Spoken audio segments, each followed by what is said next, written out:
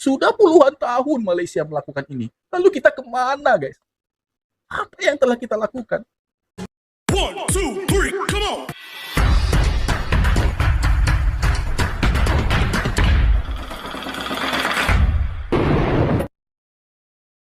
Assalamualaikum warahmatullahi wabarakatuh. Berjumpa lagi di video ini, masih bersama saya di sini yang tentunya selalu menyapa Anda dalam keadaan Anda bekerja, beraktivitas apapun. Doa yang baik-baik untuk kita semua, semoga dalam keadaan sehat, dalam keadaan baik-baik saja, dan juga aktivitasnya semoga juga diberikan kelancaran, kemudahan oleh Allah Subhanahu wa taala. Amin amin ya rabbal alamin. Satu kabar yang fenomenal, yang paling mengejutkan lagi, guys. Ini pengakuan langsung yang diutarakan, yang diucapkan oleh Presiden Republik Indonesia, Pak Prabowo Subianto, yang mengatakan bahwa untuk hal ini ternyata sekarang Malaysia sudah menjadi acuan kita. Nah, guys, apa yang dimaksud oleh Pak Prabowo? Mengapa membawa-bawa serta nama Malaysia lagi, guys? Dan di sini dengan jujur dia katakan kita harus lebih baik ketimbang Malaysia.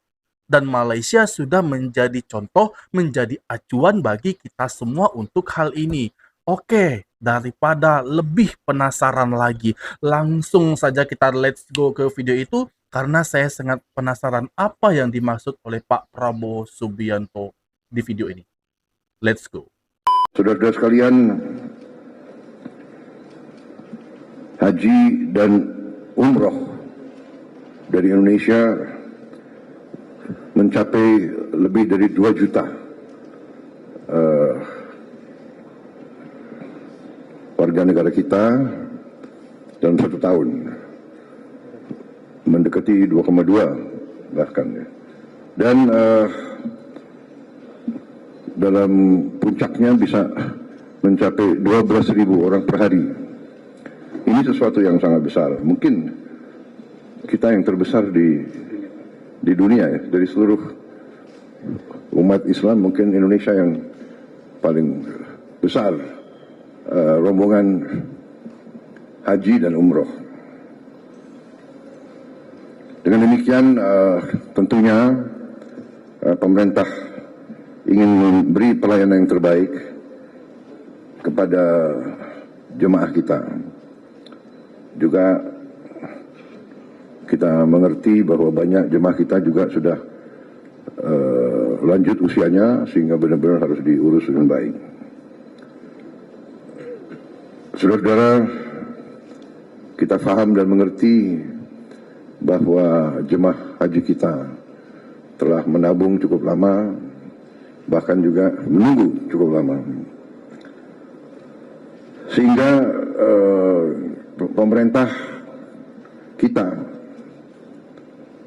khususnya di bawah kepemimpinan saya, akan berusaha sekeras tenaga untuk memberi pelayanan terbaik. Juga kita berjuang keras untuk menurunkan biaya haji semurah-murah yang kita mampu.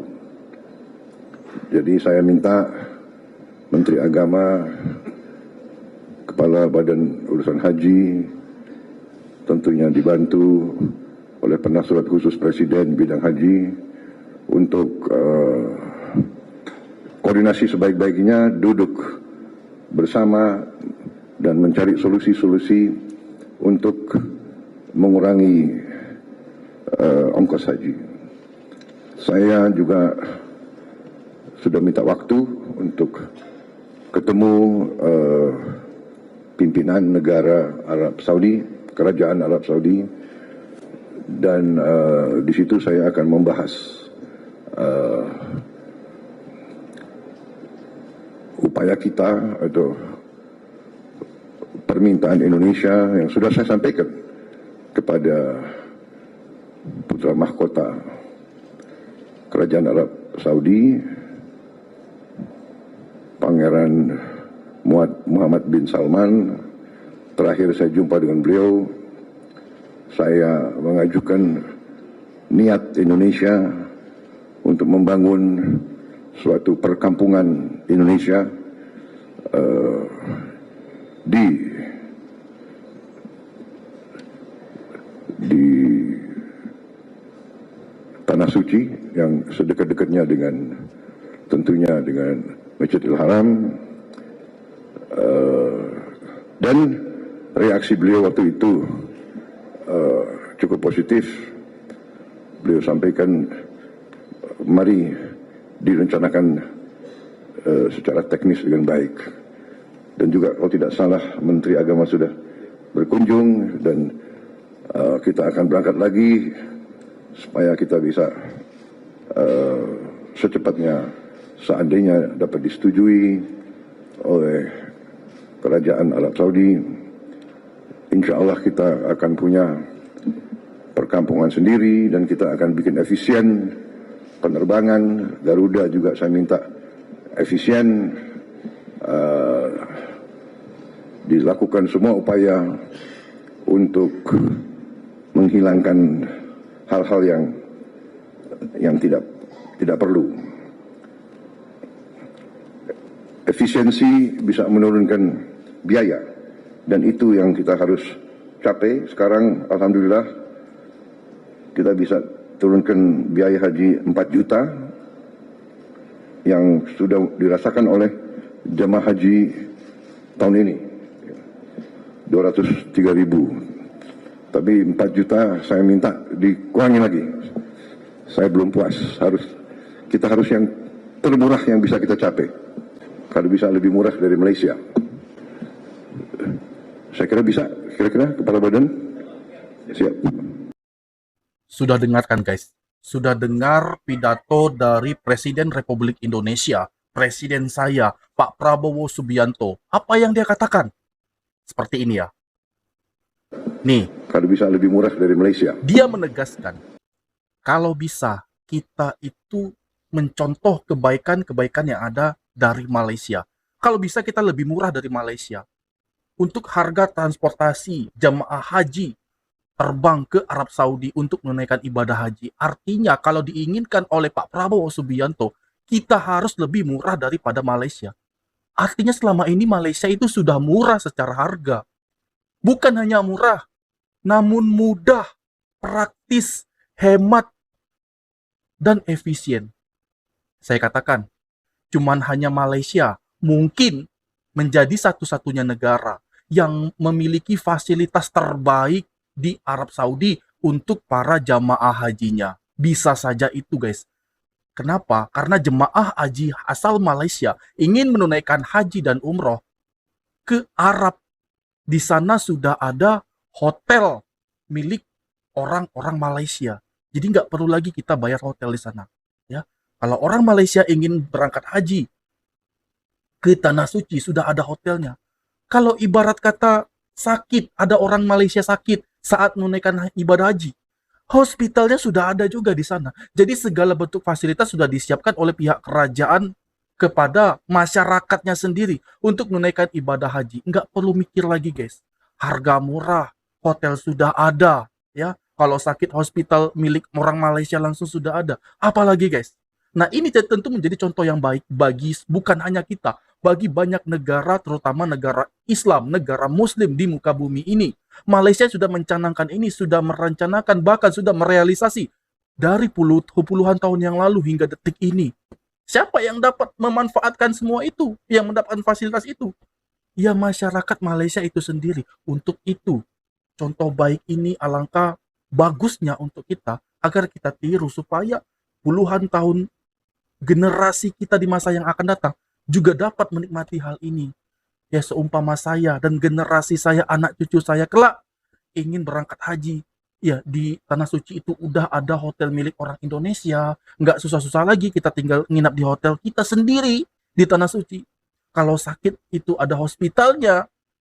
Ya, fasilitas semua sudah lengkap di sana. Dan itu yang terjadi kepada orang Malaysia. Sampai sedetail itu yang difikirkan oleh para pendahulu-pendahulu pemimpin Malaysia. Dan mereka semua sungguh bangga guys. Sungguh bangga dengan apa yang telah dilakukan, yang telah dibuat oleh pihak kerajaan dari zaman dulu hingga detik ini. Itu yang terjadi. Dan itulah yang membuat menjadi acuan besar Bukan hanya bagi kita, tapi bagi banyak negara-negara Muslim di muka bumi ini. Bila tadi Haji cakap pasal di Malaysia adanya tabung haji. Ya. Di dalam dunia satu je ada. Betul. Negara lain Saya tak ada tak tau. ada. Tabung haji ni pasal dia kata ini idea yang very very brilliant daripada Profesor Profesor Engku Aziz. Masa tu tak silap saya almarhum Tun Razak yang Tabung yang haji, endorsekan benda ni, dibawa masuk dalam kabinet, bincangkan, maka jadilah tabung haji. Dan tabung haji ni pula dia ada di setiap negeri. Betul. Dia punya branch dia ada setiap negeri kan, setiap negeri ada. Jadi maknanya negara-negara lain tak ada. Tak Jadi buat. Arab Saudi dia memang mengiktirafkan kita ni di antara pengurusan haji yang terbaik. Pada hari ini merupakan satu sejarah dalam perkhidmatan haji selama 60 tahun tabung haji ditubuhkan. Inilah kali pertama di mana sebuah mesin ATM disediakan khas dalam bangunan hotel jemaah haji Malaysia, khusus untuk para jemaah haji yang kami semua amat kasih. Alhamdulillah.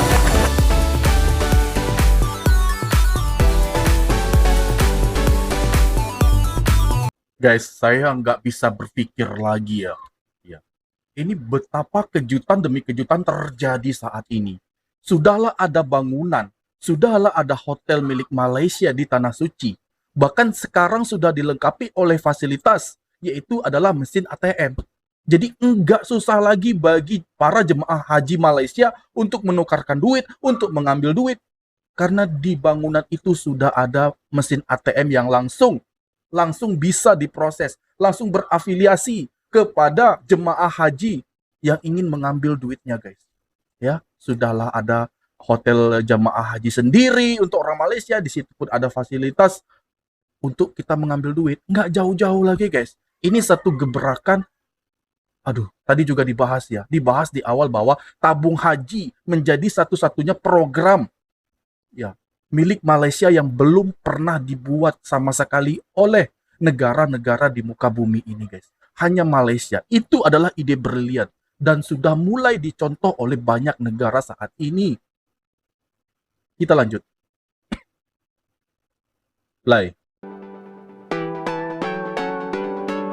Tengok.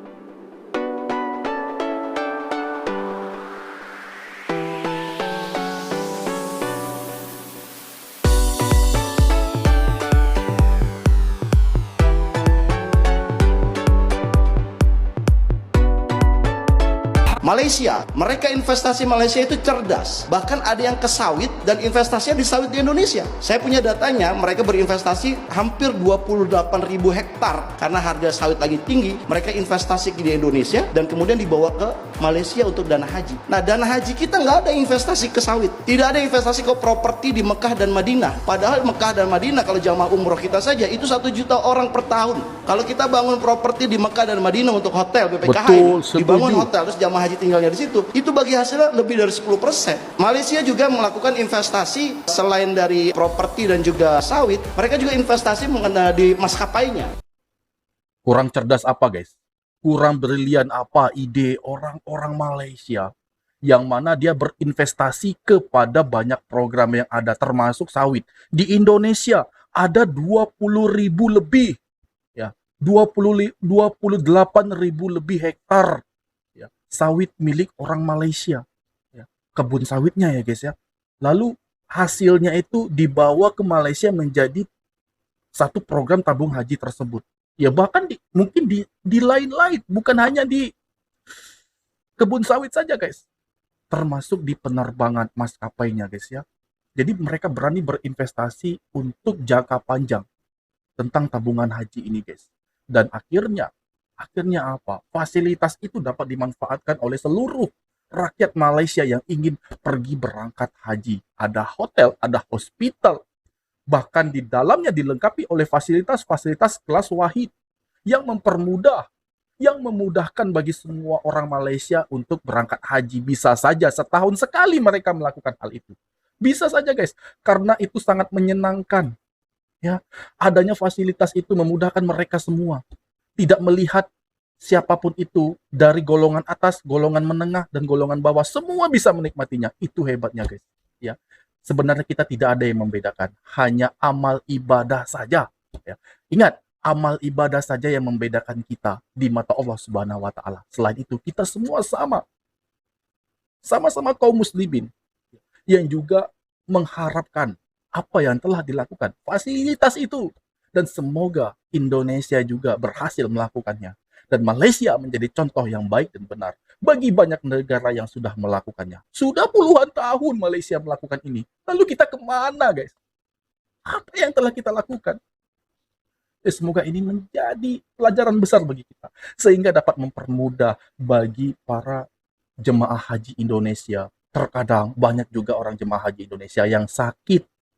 Ya, tiba-tiba sampai di Tanah Suci, dia mengalami sakit. Banyak sakit yang dialami oleh tubuh masing-masing dengan penyakit yang bervariasi. Ya.